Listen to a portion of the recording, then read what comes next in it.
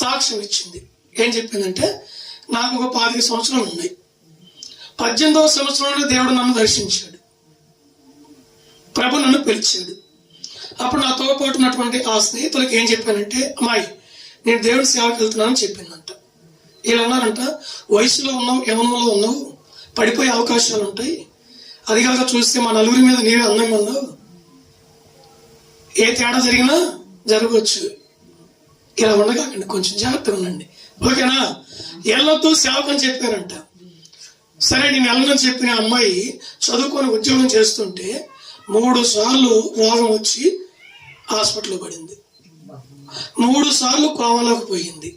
కోమాలోకి పోతే ఆ తల్లితో మాట్లాడుతున్నట్ట దేవుడు, నా కుమారి నీ అందాన్ని చూడమాకు, నీ సొగసును చూడమాకు, నా పిలుపును చూడు, నా వాక్యాన్ని ప్రకటించు, నిన్ను నేను ఎన్నుకున్నా, పిలుచుకుంటున్నా, నీవు ప్రకటిస్తే అనేకులు మార్చబడతారు, రా నా పని చెయ్యి అని కోమాలో ఉన్నటువంటి ఆ యవన స్త్రీకి చెబుతుంటే, నిజంగానే నీ పిలుపు నేను 3 సార్లు నిర్లక్ష్యం చేశా.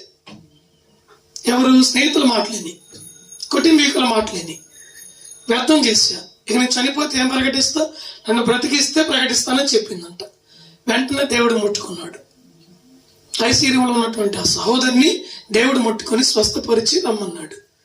సమస్తం విడిచిపెట్టింది, దేవుని సేవకు వచ్చింది.